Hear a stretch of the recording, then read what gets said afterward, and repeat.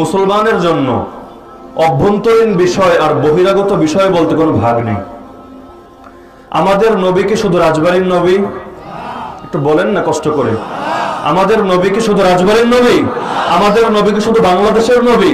আমাদের নবী কি শুধু ভারত উপমহাদেশের নবী? আমাদের নবী তো শুধু এই গোটা বিশ্বেরই নবী নয়, বরং আমার আল্লাহ বলেন, ওমা আরসালনাকা ইল্লা রাহমাতাল লিল আলামিন, হে নবী তোমাকে পাঠিয়েছি সকল জগতের জন্য রহমতের নবী বানিয়ে। আমাদের নবী মানব জগতের নবী, আমাদের নবী জিন জগতের নবী, আমাদের নবী ফেরেশতা জগতের নবী। দুনিয়ার মধ্যে যত জগৎ হতে পারে সকল জগতের জন্য সর্বশ্রেষ্ঠ নবী বানিয়ে আল্লাহ তাআলা আমাদের নবী সাইয়্যিদুল মুরসালিন, খাতামুল আম্বিয়া, ইমামুল আম্বিয়া মুহাম্মদুর রাসূলুল্লাহ সাল্লাল্লাহু আলাইহি ওয়াসাল্লামকে পাঠিয়েছেন। তো যার কারণে আল্লামা ইকবাল রহমাতুল্লাহি আলাইহি বলেন, চীন ও আরব হামারা, হিন্দুস্তান হামারা, মুসলিম হ্যায় হাম ওতন হ্যায় সারা জাহাঁ হামারা। যখন আমরা কালেমা পড়ে নিয়েছি, আল্লাহর গোলামি স্বীকার করে নিয়েছি, রাসূলের মহব্বতের বন্ধনে জড়িয়ে গিয়েছি, তখন তো গোটা দুনিয়া আমাদের, সেই চীনও আমাদের, আরবও আমাদের, প্যালেস্টাইনও আমাদের, সিরিয়াও আমাদের, বাংলাদেশও আমাদের। যতটুকু পর্যন্ত আমার আল্লাহর রাজত্ব বিস্তৃত ততটুকুই আমাদের।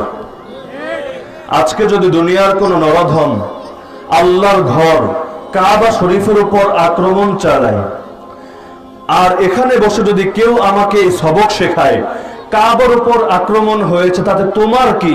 এটা সৌদি আরবের অভ্যন্তরীণ বিষয়, আমি কি তার কথা মেনে নেব? আরে বলেন মেনে নেব? কেউ যদি আমার রাসূলের রওজার উপর আক্রমণ চালায়, আমার রাসূলের লাশ মুবারককে ছিনিয়ে নিতে চায়, আর তখন কেউ যদি আমাকে সবক শেখাতে আসে, এটা মদিনার অভ্যন্তরীণ বিষয়, তোমার এখানে নাক গলানোর কোনো বিষয় নেই, আমি কি তার কথা মেনে নেব? কেউ যদি আমাকে বলে মুসলমানদের প্রথম কিবলা সেই জেরুজালেমের মসজিদে আকসা, সেটা যদি ইহুদিরা দখল করে নেয়, এটা প্যালেস্টাইনের অভ্যন্তরীণ বিষয়, তুমি এখানে বসে নাক গলাচ্ছ কেন, আমি কি তার কথা মেনে নেব? কোন নরধম যদি লাল মসজিদ আর বাবরি মসজিদকে শহীদ করে, আর আমি যদি প্রতিবাদে মুখর হয়ে যাই, আর তখন যদি কেউ আমাকে বোঝানোর চেষ্টা করে এটা ভারতের অভ্যন্তরীণ বিষয়, পাকিস্তানের অভ্যন্তরীণ বিষয়, তুমি এখানে বসে না গড়াচ্ছ কেন, আমি কি তার কথা মেনে নেব? আরে বলেন মেনে নেব? কারণ এই গোটা জমিন কার? আরে জমিন কার? আর আমরা কার বান্দা? সুতরাং গোটা জমিনটা আমাদের।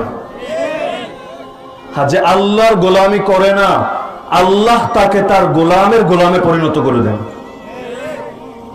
কিন্তু যেই ব্যক্তি আল্লাহর গোলাম হয়ে যায়, আল্লাহ গোটা দুনিয়াকে তার গোলাম বানিয়ে দেয়।